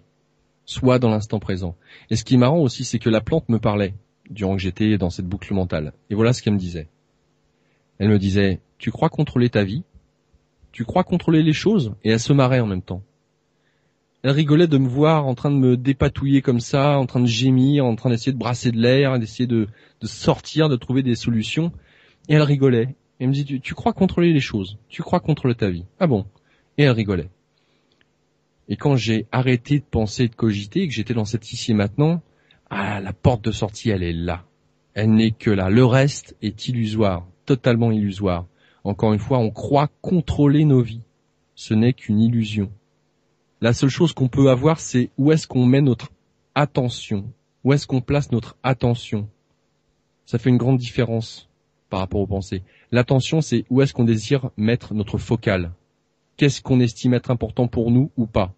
Parce que vu que l'un différencié à travers toutes les formes, eh bien, où est-ce que je place mon attention? Je suis obligé de choisir une forme à l'extérieur de moi. Où est-ce que je veux aller? Qu'est-ce que je veux faire? Où est-ce que je place mon attention? Qu'est-ce qui me paraît être important pour moi ou pas? Et en fonction de ça, je vais créer, en apparence, ma réalité. Une nouvelle réalité. Mais ça se fait au cas par cas, au pas à pas. Et donc cette expérience avec l'ayahuasca m'a amené à un moment donné, j'étais persuadé que j'allais mourir. J'en étais intimement convaincu. C'est comme si la plante me demandait de choisir. Et à l'époque, j'avais ma compagne qui était enceinte et qui m'attendait donc à Paris. Et puis moi, j'étais donc à l'étranger. Je vivais cette expérience et à un moment donné, je me suis dit, voilà, c'est ça, je vais mourir là maintenant et finalement, la plante me dit non, tu vas peut-être pas mourir, tu vas avoir le choix entre deux options. La première, c'est soit tu vas vivre, mais tu vas finir tétraplégique, un légume, et tu vas retourner auprès de ta famille, mais tu vas pas voir ton fils grandir, ou en tout cas lui, il pourra te voir grandir, mais tu seras un légume, il y aura pas de communication possible. Et les seules traces qu'il pourra avoir de toi, eh bien, c'est les émissions de radio potentiellement. Et puis ta femme, tu vas être un boulet pour elle. Un boulet, en plus, ma femme est médecin. Donc, grosso modo, c'est vu que tu vas être dans cet état de tétraplégie, elle va tout faire pour essayer de te sortir de là. Ou alors, t'acceptes de mourir, et dans ce cas-là, tu n'es plus un poids ou tu ne seras pas un poids pour ta famille. Et j'ai fait le choix de me dire, effectivement, je ne veux pas être un poids pour ma famille. Je préfère mourir que d'être ça pour mon fils ou ma femme. Et donc de me dire, ok, j'accepte de mourir. Et j'étais persuadé que j'allais mourir. Mais cette confrontation symbolique, parce que bien entendu, cela ne s'est pas réalisé, mais c'était une manière pour la plante de me placer dans mes limites, mes retranchements, sur le fait que je crois ou pas contrôler ma vie. Et qu'est-ce qui est important ou pas? Est-ce que pour moi c'est important d'être un poids ou un poids pour les autres? Non, c'est pas important. Je préfère laisser les autres faire en sorte qu'ils vivent leur vie sans avoir à être ce poids-là. Donc accepter de mourir à moi-même, accepter que ma personnalité, le corps, organisme mental, Laurent, disparaisse. Car d'ailleurs, il n'a jamais existé. Ce n'est que le cumul de tout ce que j'ai expérimenté issu du passé. Il n'a jamais existé. Par contre, Ce que nous sommes, ce que je suis en essence, l'être, la conscience, elle est là, elle est présente en moi. Elle est présente en toi. Et elle est présente à l'extérieur, dans chaque chose qui m'entoure. Chaque chose qui m'entoure. Dans l'air que je respire. Et je serai toujours, j'ai toujours été. Je ne peux pas mourir. Nous ne pouvons pas mourir. Ce n'est qu'un jeu. Donc accepter de laisser la vie couler à travers nous, ne rien retenir. De vivre les émotions, bonnes, mauvaises, les pleurs, la colère, les rires, mais qui nous traversent, ne pas les retenir, ne pas s'accrocher dessus et ne pas les alimenter. C'est important ce que tu dis, Laurent, parce que beaucoup de personnes se laissent bloquer, paralysées par leur peur et ne vivent pas le moment présent. Malheureusement, c'est ce que je te disais tout à l'heure sur qu'est-ce qu'on désire alimenter et où est-ce qu'on porte notre attention. Si notre attention se porte sur une pensée racine de peur et que nous l'alimentons, eh bien ça va générer quoi? Comme je disais tout à l'heure, ce que j'avais découvert dans la méditation, ça va générer des émotions et des sensations physiques parce que tout passe par le corps. Le corps est la porte d'entrée de l'instant présent. Et dans ce cas-là, si on a une pensée racine de peur et qu'on l'alimente, eh bien on va être comme sclérosé, on va être dans cette inertie qui va nous plomber. On ne va rien faire, rien voir, on va avoir le sentiment que c'est l'enfer, nous vivons un enfer sur terre. Et on n'a pas besoin des autres pour ça. Quand je ne sais plus qui disait l'enfer c'est les autres. Non, nous n'avons pas besoin des autres pour vivre un enfer. Nous vivons notre propre enfer à nous. C'est nous qui décidons si nous vivons ou pas un enfer. Mais même ça c'est voulu puisque ça fait partie de l'unité. C'est pour ça que je dis qu'il n'y a pas le choix. En fait le but du jeu c'est de ne plus s'identifier au fait que nous croyons exister à travers notre personnalité. La personnalité n'existe pas. C'est un cumul d'informations issues du passé. Ce n'est que ça. Ce n'est qu'une illusion, une apparence. Encore une fois, je fais référence à Jean-Jacques Goldman sur le fait que peut-être s'il était né durant la Deuxième Guerre mondiale en Allemagne, il aurait peut-être été nazi et il aurait peut-être tué des juifs. Bien évidemment. Il y a de très grandes chances que ça aurait été le cas. Donc, qui je suis, qui vous êtes? Vous n'êtes pas votre personnalité, ce n'est qu'une illusion. Et vous pouvez percer vous pour percevoir que vous n'êtes qu'une illusion qu'à travers votre corps dans l'ici et maintenant. L'ici et maintenant, c'est la connexion, j'allais dire au divin, à la conscience suprême. Parce que l'extérieur, encore une fois, est le reflet de l'intérieur. Nous ne sommes pas séparés. Si vous avez des pensées de peur sur un danger potentiel qui arrive de l'extérieur, il va forcément vous arriver. Si c'est ce que vous nourrissez, forcément ça va vous arriver. Celui qui va se prémunir pour éviter de perdre son argent il y a un moment donné ou un autre, c'est mathématique, ça va lui arriver. La peur génère la peur. C'est la loi d'attraction. L'univers fonctionne comme ça, par résonance. Et c'est nos pensées qui sont à la racine de tout. Maintenant, dans ce grand jeu que l'unité a décidé de vivre, quelqu'un qui est en souffrance, là aussi c'est l'unité qui a choisi de vivre cette souffrance pour expérimenter. Il y a une très belle histoire, et je recommande ce livre que j'ai lu récemment et que je trouve formidable. Le livre en question s'appelle « Invitation à l'impensable » aux éditions Aluna, A-L-U-N-A. Et c'est de Wayne, W-A-Y-N-E, Licorman, L-I-Q-U-O-R-M-A-N. Et cet homme, qui est éveillé, a eu comme enseignant Ramesh Balsekar, qui était qui a été, en tout cas, en Inde, le directeur de la Banque centrale de l'Inde. Et comme beaucoup, selon la tradition en Inde, selon la caste dans laquelle on est né, eh bien, on a sa vie professionnelle, familiale, et arrivé vers la fin de sa vie, on part en retraite. On va suivre un enseignement auprès d'un maître spirituel. Et donc, c'est ce qu'avait fait Ramesh Balsekar. Et puis, il a atteint l'éveil. Il a enseigné durant de nombreuses années. Il a vécu aux États-Unis. Et par la suite, il a enseigné à Wayne Licorman, qui lui-même a atteint l'éveil.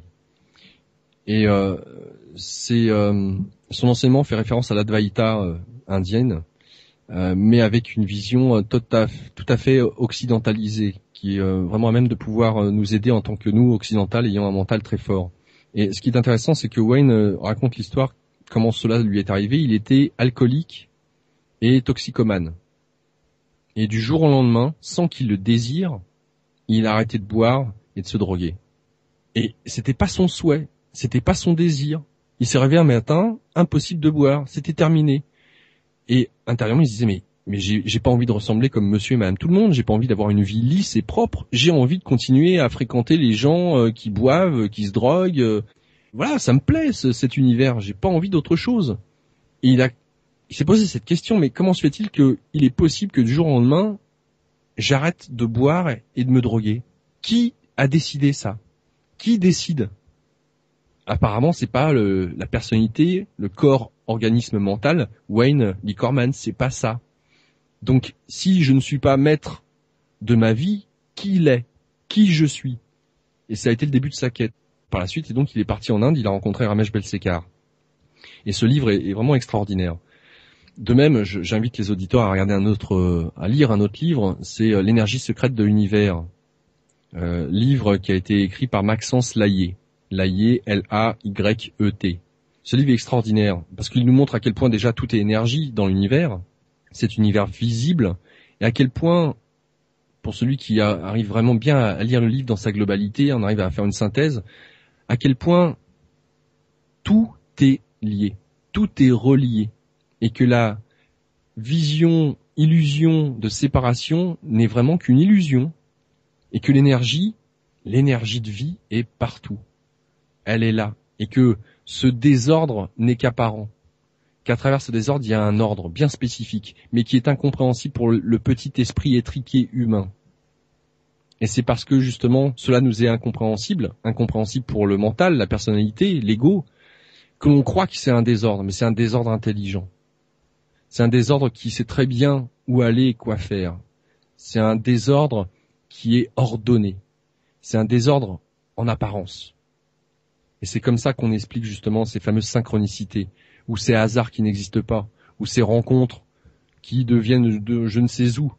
C'est pour ça que la plupart du temps, quand vous êtes dans une situation qu'il vous semble totalement insoluble, eh bien la solution arrive, mais alors d'une manière totalement fortuite, d'une manière que vous n'aurez même pas imaginée.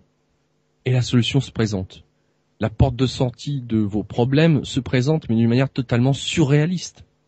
Mais surréaliste, ça veut dire quoi?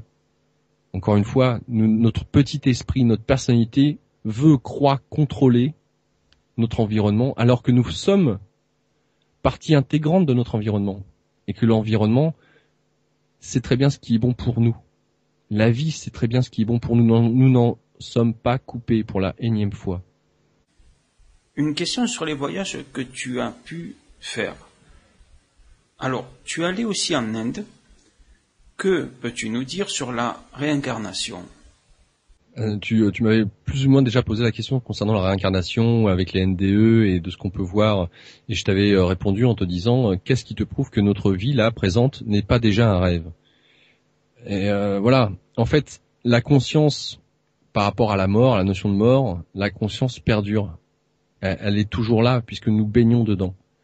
Ce n'est que la personnalité, l'ego qui meurt. Maintenant, si l'ego ne meurt pas ou croit pouvoir continuer au-delà de ce qu'on appelle la mort, qu'est-ce qui se passe après? Je sais pas. Est-ce que effectivement, vu que de toute façon la conscience perdure, elle peut très bien, rien ne se perd. Donc nos vies là, présentement, de ce que nous expérimentons, tout sera, j'allais dire, c'est comme si la conscience, la vie, l'être, imprimait tout ou gardait tout. Rien ne se crée, tout se transforme. Donc, pour ceux qui peuvent peut-être avoir le sentiment d'une vie passée, etc., oui, une réminiscence, entre guillemets, issue de la conscience universelle, de ce qu'elle a pu expérimenter, j'entends la conscience, hein, pas l'ego, pas la personnalité, mais la conscience à expérimenter dans peut-être une autre vie ou une autre vie, un autre espace-temps. Et je vais te donner un exemple. Lorsque j'étais avec l'ayahuasca, j'ai fait cette expérience-là. J'étais, c'est pas compliqué, je n'étais que conscience. Conscience que j'avais mon corps, mais conscience que j'étais plus que mon corps. Je ressentais comme un courant d'énergie qui était au-delà des limites physiques de ma peau et qui allait au-delà de mon corps. Donc, j'étais l'espace qui environnait mon corps, j'étais les gens dans l'assistance, j'étais tout ça à la fois. Dans cette expérience, j'étais dans une forme de béatitude. J'étais dans une joie. J'étais joie. C'est même pas j'étais dans une joie, j'étais joie. Une jouissance. Et cette jouissance me disait que rien n'avait d'importance. Qu'importe les situations que l'organisme égo-Laurent, le mental, l'ego, croyait pouvoir traverser, être, exprimer, souffrir ou pas souffrir, tout ça n'avait pas d'importance en tant que tel. Que tout était juste, que tout était à sa place. À tel point que, dans cet état d'être, m'était revenu, juste avant la session qu'on avait faite, il y avait eu le chaman qui avait parlé avec une jeune demoiselle sur le pas de la porte. Ils avaient parlé mais d'une chose basique, très simple, genre la pluie, le beau temps, et m'était venu à l'esprit que même cette petite phrase, même ces échanges qu'ils avaient eus l'un et l'autre, l'un envers l'autre, et dont j'avais été le témoin d'une oreille très comme ça discrète, j'y prêtais pas plus attention que ça, avaient son importance. Non seulement elle avait son importance, ces phrases échangées, ces petites phrases échangées, mais de surcroît, c'est comme si elles avaient l'effet papillon, que ces quelques bribes de mots échangés avaient leur importance, que c'était pas anodin, et que tout était juste, que ces phrases échangées avaient leur place dans l'univers. Même ça avait sa place dans l'univers. Quelque chose d'aussi ridicule en apparence que de parler du beau temps. Et toujours dans cet état d'être, c'était, pour donner une image, comme si j'étais un point de conscience fixe dans l'univers et que j'avais tout autour de moi. Et quand je dis tout autour, c'est en haut, en bas, à droite, à gauche et même au niveau de la profondeur. C'est comme si j'étais entouré d'écrans de télévision, grand écran, plasma, avec des scènes de vie diverses et variées, de toutes sortes d'époques, du passé, du présent, du futur, et venait à moi, et je dis bien venait à moi, un écran que je pouvais par exemple discerner tout au fond, très très loin là-bas. Il venait à moi non pas parce que je me déplaçais vers ce point-là, vers l'écran en question, c'est l'écran qui venait à moi. C'est comme si j'étais un point fixe et que j'étais au milieu de tout. Il y a une différence entre le fait d'être un point qui se déplace vers et le fait d'être un point fixe où c'est l'extérieur qui se déplace et qui se meut. Voilà la nuance, comme si j'étais au centre de tout à chaque fois. Et donc je constate ça, et je constate que, encore une fois, c'est mon attention qui fait que cette présence, ce point fixe que je suis, se déplace, fait que les choses bougent en apparence autour de moi, se meut autour de moi. Et puis j'ai une pensée qui me survient à l'esprit, qui me dit bon, cet état d'être que je manifeste, que je suis, comment est-ce que je peux, une fois revenu dans mon corps, pouvoir faire en sorte d'aider l'espèce humaine avec ce que j'expérimente là? Parce que expérimenter ce genre de choses, c'est une chose. Mais une fois revenu dans son corps et dans la vie de tous les jours, qu'est-ce que j'en fais? Et c'est la question que je posais à la plante. Et la plante me dit, tu peux être qui tu veux être. Qu'est-ce que tu choisis d'incarner? Et je m'étais dit, tiens, pourquoi ne pas incarner? Tu sais, il y a des ermites qui sont en Inde, dans des grottes, au-dessus d'un village, et ces ermites-là, en fait, ils sont morts. Leur cœur a cessé de battre, et pourtant, leur corps n'est pas en putréfaction. Ils continuent d'être là, présents, et de rayonner, d'émaner, et d'envoyer de la lumière, si je puis dire, de conscience sur le village, et donc de servir de protecteur. Et ce qui est intéressant, c'est que les gens du village viennent voir cet ermite, constatent qu'il est mort. Physiquement, il est mort, le cœur ne bat plus, il ne bouge plus depuis des dizaines d'années, et pourtant, le corps ne dégénère pas, il est toujours là. Et ce que j'ai expérimenté, c'est que j'ai été ce corps, cet ermite. Et quand je dis que je l'ai été, c'est-à-dire que non seulement j'étais cet ermite en apparence, avec cette personnalité, mais j'étais aussi les gens qui venaient voir ce corps. Et j'avais un sourire, une joie intérieure au fait que j'amenais, de par le fait que j'étais ou j'existais dans cette conscience de cet ermite, j'amenais les autres, par celle de moi, à se poser des questions sur mais comment c'est possible? Comment ce corps peut-il ne pas dégénérer, ne pas rentrer en putréfaction alors qu'il est mort, que le cœur a cessé de battre? Comment c'est possible? Et donc d'avoir cette conscience à l'intérieur de cet ermite qui rayonnait et qui, ne serait-ce que par les questions qu'il suscitait chez les autres, les amenait à se poser ces questions. Qui suis-je? Qui suis-je réellement? Donc je l'ai expérimenté. C'était pas un, j'allais dire un délire, c'était pas un souhait, c'était pas un rêve. C'est que je l'ai vécu. Et la question qui m'est venue derrière, c'est ok, je peux être ça si je le souhaite. Je suis ça si je le souhaite. Mais bon, on peut dire que de rayonner à travers ce corps, de cet ermite-là, c'est bien sympathique, mais l'échange ou le partage ne se fait pas forcément. Et pour le coup, j'ai aussi ce corps dans lequel je suis, cette personnalité, Laurent, là. Alors qu'est-ce que je peux en faire de ce Laurent? Ce pourquoi il est venu? Qu'est-ce que je peux faire pour l'animer, pour essayer d'aider ceux et celles qui viennent à lui? Mais on s'aide les uns les autres, en fait, hein. Puisque l'extérieur est le miroir de l'intérieur. Quand j'aide les autres, je m'aide moi-même à me souvenir de qui je suis. Ce n'est que ça.